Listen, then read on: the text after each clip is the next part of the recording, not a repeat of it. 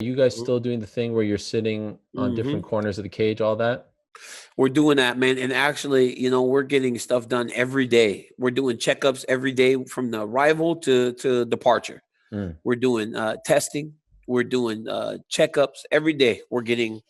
It's going to be made sure that everybody, especially the ones like me that are going to stay the whole week, are still good, because I can't be there on Thursday or Friday, get a test and be cleared for Saturday. Sunday, maybe go for a run. Somebody gives me the stuff, and come Monday, now I'm sick, and I go and infect one of the fighters that's fighting later in the week. Yeah. It's a weird. You're gonna have to put that big stick up your nose all those times. So that's so terrible. I mean, it's so terrifying. It's all I can think about. Have you had a test yet? Nope. It's all I can think about is them sticking that thing up my nose. It's awful.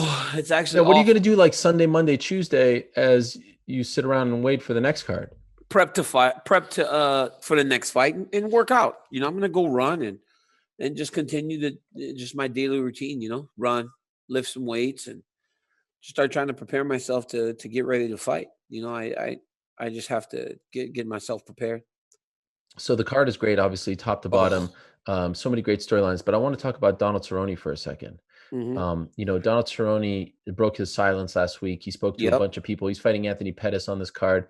A rematch of a fight that happened back in 2013. Pettis beat him in the first round with that kick to the body.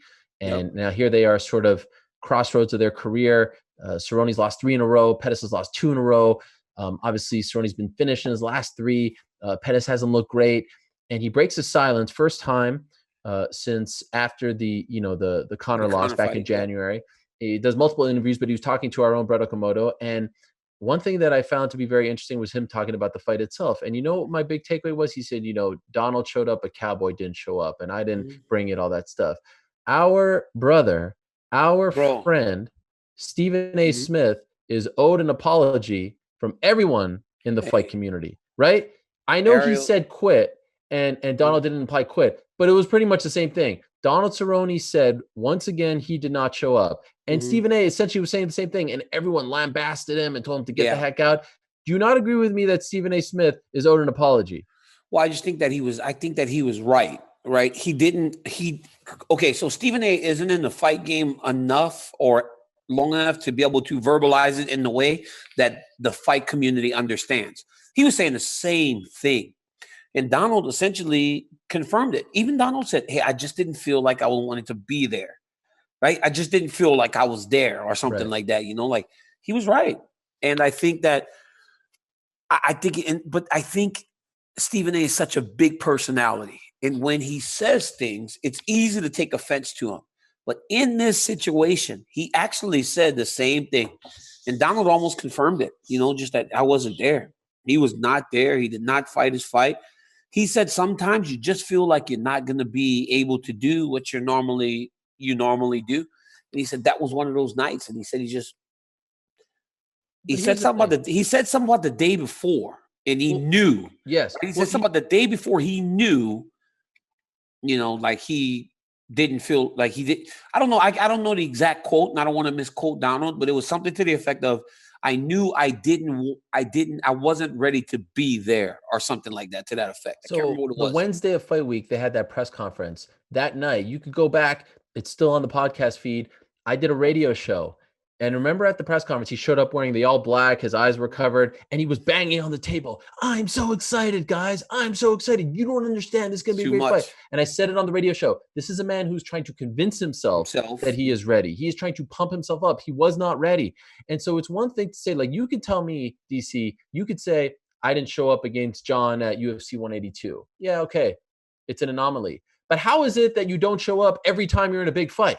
Let's just call it like it is. He has talked about it openly. Every time it's a big fight, you say you don't show up. And I appreciate the honesty. And I'm not trying to, make him sort of feel bad about being honest, because that's the kind of honesty that we've come to love and expect from Donald Cerrone. But after a while, it's not an anomaly. It's a trend, correct? Well, yeah, it's a trend. And I think that Cowboy has been in so many big moments. And sometimes you start to train yourself you almost train yourself to fail, right? Like you start to expect it. And then you got to start almost convincing, like you said, convincing yourself that it's going to be different this time when there's really nothing to go back on and find out or prove that it's going to be different. When he, losing to Pettis, was that in the title fight? No. He fought RDA for the belt. Yep. He fought lost in Conor. like 60 seconds. He fought Conor. Didn't he fight against Nate Diaz? Nate Diaz. Didn't he fight for the WEC belt too? Yeah, he fought against Benson Henderson for the interim title and then for the official title at 48 and got submitted in the first round via guillotine. Yeah, but it's like all those things like make you start to quit when you walk. If you've never, and look, this is for me as a guy that for a long time never really got over the hump, right? I know I can speak to this through experience, was that you got to start convincing yourself that it's going to be different when you go back and you look at everything and what tells you it's going to be different, right? Because he's always been good enough to beat just about everybody else but the absolute best. So when he starts to do that, it makes you worry. And I think you got to watch him next week, because Donald has tells. He has tells. Like there are tells when he is starting to worry. And part of it is, like you said, the black hat, overexcitement, also trying to become friends with the guys. He almost tries to like lull them into this false sense of you and I are buddies and we're going to go just compete opposed to fight. And when guys tend to, like Nate Diaz just kind of slapped his hat or something like that, right? And then Nate just kind of overwhelmed him.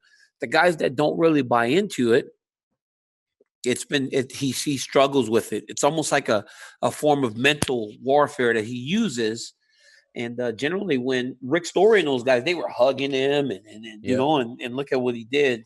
But then the guys that don't play the game, he tends to struggle with. You guys still beefing? I know. I like Cowboy. One time I was leaving through LA and I saw Cowboy in the airport and we talked, hugged.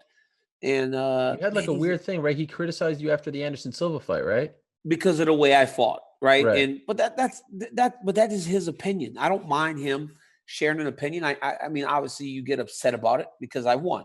But it is what it is, like he's not a safety first fighter. And in that fight, I did fight very safe. But you got to understand, I'm a champion fighting a new guy on 24 hours notice. And this is the guy that's supposed to be the greatest fight of all time. And it's just a different mentality for me. But yeah, he said what he said. But, man, you got to have thick skin in this game. I've learned that fighters are so sensitive. It's the craziest thing to me. Like we're doing this thing here. And it's like everybody watches it. And then everybody takes offense to everything you say. And you've gotten blowback, huh? Yeah, it's weird too, because people will take what you say and they spin it to try and make it fit a narrative that they're going to prove you wrong or poke holes in the things that you try and say. But it is what it is, man. It's part of being out here. And who's hating on you, DC? You just got to be firm. You got to just be firm in the beliefs and the things that you're saying. If you believe, you got enemies now? I don't have enemies. Well, because I got enemies. You're helping me out with some of my enemies. I could help you out too. No. The people that say stuff, it's fine. Like I always talk about it. See, here's the deal, right? The thing about you is you got enemies, but there's nothing you could do about it. With me, I can actually go do something about it, right? So everybody when guys say something to me, I talk to them and then I say, hey, you and I are going to discuss this face to face whenever we get a chance. That's simple. I don't want to come off like a bully, but if you come at me, I'm just going to say, hey, you and I can talk and we'll see. We'll see if we can come to an agreement, or we can at least sit down like men and discuss it. So, but back to Cowboy. I hope that those guys can just go out there and put on a good fight. That's it.